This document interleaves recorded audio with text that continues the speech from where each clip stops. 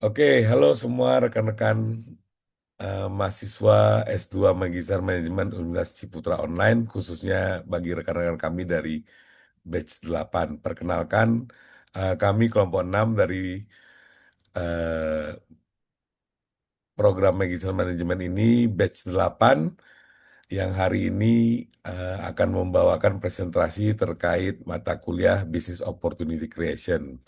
Perkenalkan, saya Renov dan hari ini saya bersama empat rekan saya, ada Mbak Geril, ada Pak Alfa, ada Pak Rizal dan Pak Bismoko. Kami akan mempresentasikan ide bisnis kami yang kami beri judul ataupun project name-nya Mobile Mini Convenient Point. Secara sederhana, inilah sebuah gerobak kopi sepeda listrik yang menjual kopi secara keliling. Tapi di sini kita akan coba kembangkan menjadi sebuah mobile mini convenient point karena tidak hanya menjual kopi, tapi juga membawa kebutuhan harian, terutama produk-produk FMCG seperti ada snack, tisu, rokok, dan lain-lain yang dibawa keliling menuju ke pelanggan-pelanggan yang ada di sekitar. Nah, dan yang membuat ide ini berbeda bukan hanya produknya, tapi cara kami menemukan idenya. Kami menggunakan pendekatan design thinking, dan itulah yang kami tunjukkan dan paparkan kepada rekan-rekan semua dari awal sampai akhir hari ini. Oke, sebelum kami masuk ke idenya, izinkan saya dulu menjelaskan mengapa kami memilih design thinking ini sebagai pendekatan. Kami ini semua adalah praktisi, kebetulan juga seorang profesional juga yang bekerja dan sebagai di distribusi produk FMCG, ada juga yang bertouch dengan retailer, ada yang punya bisnis sendiri. Jadi kalau kami mau membangun sebuah ide bisnis, kami tidak mau mulai dari asumsi, kami akan mulai dari manusia yang nyata dengan masalah yang nyata. Nah, inilah yang disebut dengan design thinking tersebut, dengan istilah human center innovation. Nah, kalau dilihat di sini ada 5 tahapan. Pertama, ada 5 tahap ini yang kita akan jalankan. Pertama, kita akan berangkat dari empati. Nah, di sini kami belajar memahami siapa aja penggunanya. Belajar dari observasi, personanya, dan juga empati map-nya. Yang kedua, terkait dengan tahapan define. Kita memfokuskan pada statement permasalahan yang akan dibahas. Fokus kepada satu problem statement. Yang ketiga tahapannya ada ideate. Di sini kami mengeksplor solusi dengan menggunakan metode Scamper. Ya. Selanjutnya tahapan keempat adalah prototype. Di sini kami coba mewujudkan konsepnya secara konkret. Dan yang tahapan terakhir adalah market testing. Di sini kami akan melakukan uji coba langsung di lapangan. Yang penting untuk dipahami, ini bukan proses yang kaku dan linier, tetapi setiap tahap bisa membawa kami kembali ke tahap sebelumnya untuk penyempurnaan. Itulah yang membedakan design thinking dari bisnis plan konvensional. Sekarang saya persilakan kepada Pak Alfa untuk membawa materi berlanjutnya. Oke, baik. Terima kasih Pak Rehnov. Selanjutnya, jadi tahap design thinking adalah empati dan kuncinya ada dalam satu hal, yakni jangan berasumsi, pergi dan temui penggunanya. Kami melakukan observasi dan diskusi terhadap pengguna potensial di Kota Kediri, termasuk 3 operator gerobak kopi keliling yang sudah aktif, 5 konsumen dari berbagai segmen, dan 2 pedagang di Pasar Pahing. Dan dari sana kami menemukan 5 profil pengguna yang sangat berbeda tapi punya masalah yang sama. Yang pertama ada karyawan sibuk dengan umur 29 tahun pada area Sukorame, butuh kopi cepat sebelum masuk kantor tanpa harus parkir dan antri. Lalu yang kedua ada mahasiswa hemat, umurnya 21 tahun, tinggalnya di sekitaran kampus, butuh kopi murah dan camilan tanpa keluar jauh dari area kuliah atau dari area kampus. Nah, yang ketiga adalah driver ojek online berusia 35 tahun, lokasinya di area Pasar Sentono Betek, butuh kopi dan rokok tapi tidak bisa berhenti lama karena harus menjalankan pekerjaannya sebagai driver online yaitu untuk menunggu orderan yang masuk. Selanjutnya adalah pedagang pasar berumur 44 tahun di Pasar Pahing, tidak bisa tinggalkan lapak dagangannya terlalu lama. Jadi beli kopi itu di pagi hari secepat. Dan ada juga mahasiswa yang nongkrong berumur 20 tahun di alun-alun Kediri pada malam hari butuh kopi dan rokok yang terjangkau saat kumpul bersama teman-temannya di alun-alun. Lima orang yang berbeda, latar belakang yang berbeda. Nah, selanjutnya, ada slide selanjutnya,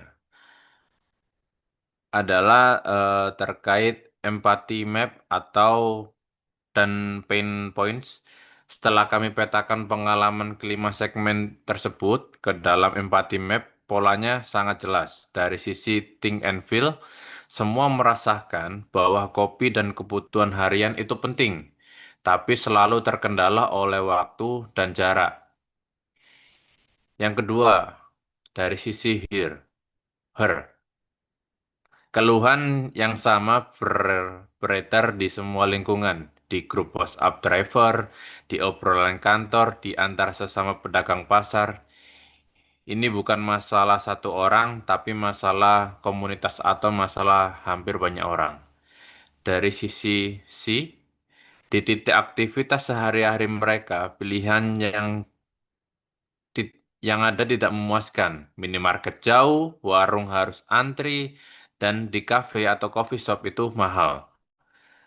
Dari sisi say and do, semua beli kopi minimal satu kali sehari dengan budget antara 15.000 sampai 50.000. Dan kata yang paling sering mereka sebutkan adalah cepat dan dekat. Dari sini kami menemukan 3 poin utama yang menjadi pondasi seluruh solusi kami. Yang pertama, tidak ada yang datang ke titik aktivitas mereka. Karena untuk mengopi mereka harusnya pergi ke toko.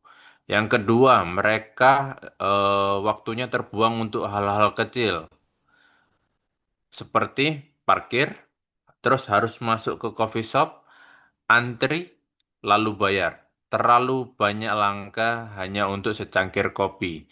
Dan yang ketiga, tidak ada yang menggabungkan kopi, FMCG, dengan harga yang terjangkau pada satu titik yang konsisten. 3 poin ini yang kemudian kami bawa ke tahap define dan saya serahkan ke Mbak Geril untuk menjelaskan.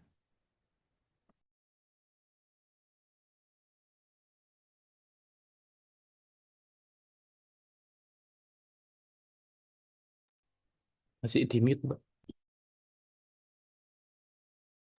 Baik, terima kasih Pak Alfa. Dari penjelasan mulai Pak Rino sampai Pak Alfa, kita bisa menyimpulkan, sebetulnya kita sudah sama-sama tahu siapa sih penggunanya, calon pembelinya siapa, kita juga sudah tahu apa yang mereka rasakan. Kemudian masuk ke tahap divine. Tugas kami adalah merumuskan satu masalah utama yang paling tepat, tidak lebih dari satu, tidak merambat ke masalah lain. Kami ingin fokus ke satu hal. Dan berikut kira-kira yang kami rumuskan. Masyarakat urban Tier 2 di Kediri yang kami ambil contoh kasusnya, kami bagi menjadi karyawan, mahasiswa, pengendara ojek online, pedagang pasar, hingga komunitas nongkrong anak-anak muda di malam hari. Ini membutuhkan akses yang cepat dan produk yang terjangkau. Mereka menginginkan kopi sekaligus ingin membeli kebutuhan harian yang lain di titik aktivitas mereka. Namun, pilihan yang ada saat ini bukan sesuatu yang praktis dan tidak strategis secara lokasi. Tidak konsisten kehadirannya, mengharuskan mereka datang dan lain sebagainya.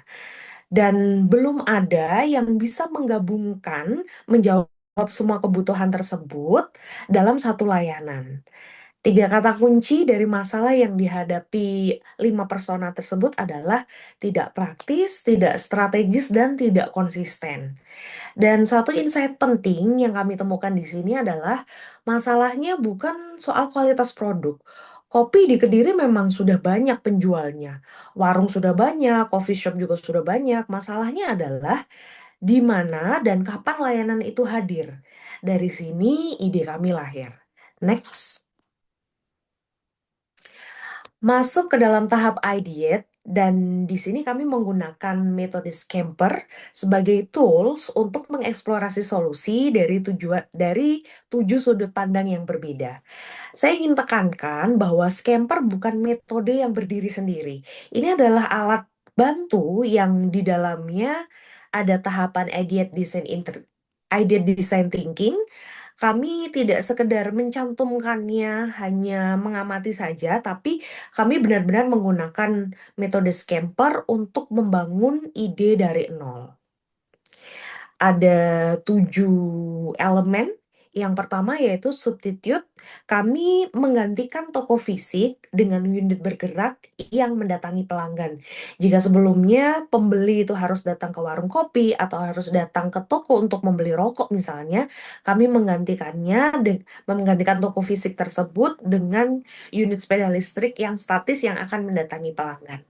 Terus kemudian kami juga melakukan combine. Kami menggabungkan mobile coffee yang sudah ada. Jadi mobile coffee itu adalah kios kopi berjalan. Kami mengcombine dengan produk FMCG dalam satu unit. Kemudian kami juga melakukan adapt. Kami mengadaptasi konsep food truck dalam konteks convenience yang hadir di kota Tier 2 yaitu kota Kediri. Terus kemudian kami melakukan modify, kami memperbesar jangkauannya. Nantinya akan dibentuk sistem shifting untuk operasional yaitu shift pagi dan shift malam. Kemudian kami juga melakukan put to other use.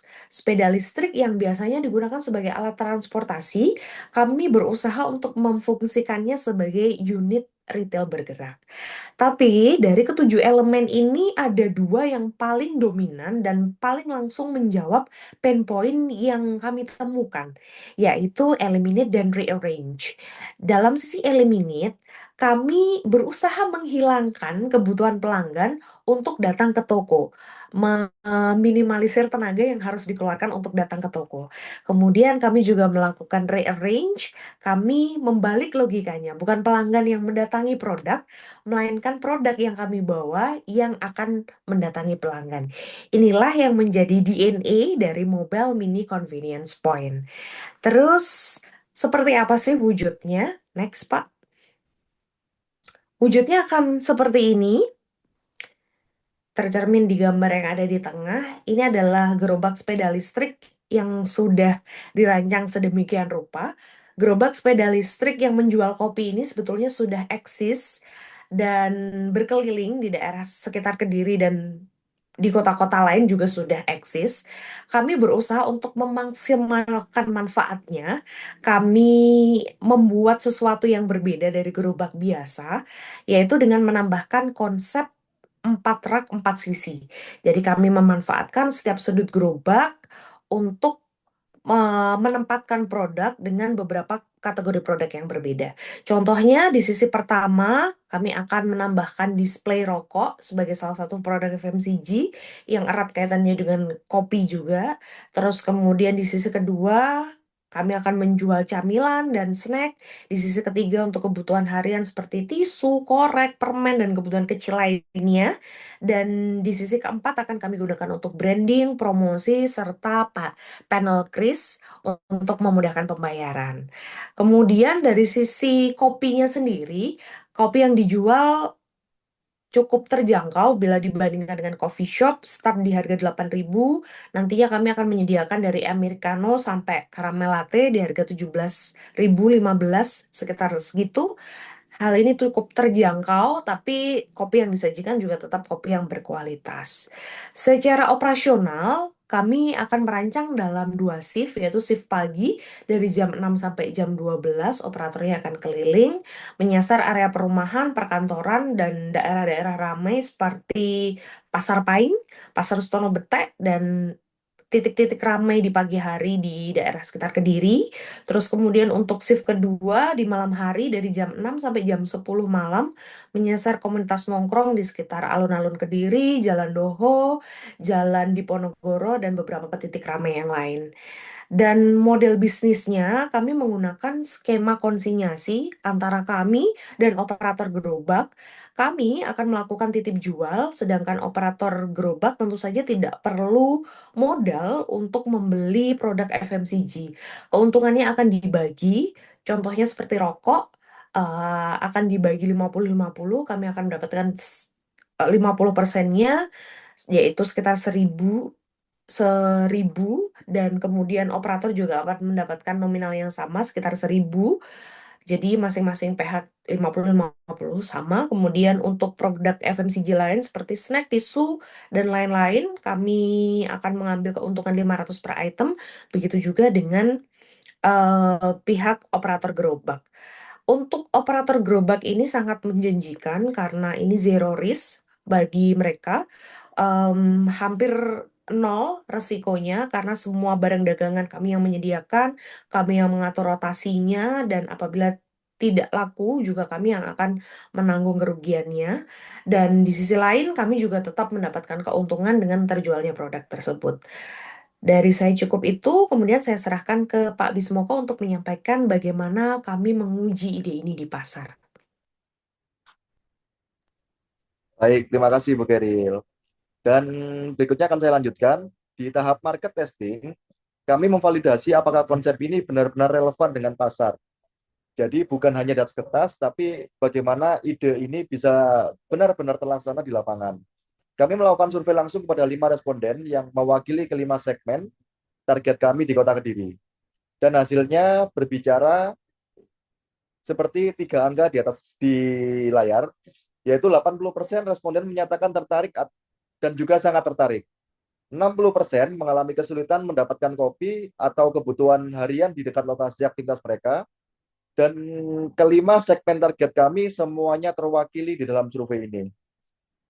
Dan yang menarik dari data ini, segmen karyawan dan pedagang adalah yang paling urgent. Keduanya mengalami kesulitan hampir setiap hari dan keduanya menyatakan sangat tertarik. Ini yang akan menjadi early adopter kami di fase yang pertama. Dan kalau pilot kami nanti tidak mencapai target, kami tidak berhenti, kami akan kembali ke tahap sebelumnya, transaksi rendah di suatu titik, kami kembali ke define untuk pertajam problem statement, produk tidak laku, kami akan kembali lagi ke edit. Itulah kekuatan design thinking. Kegagalan kecil adalah data, bukan kekalahan. Next. Sekarang saya ingin tunjukkan bahwa ide ini bukan hanya relevan secara kebutuhan, tapi juga layak secara bisnis. Kami merancang skalabilitas dalam 3 fase.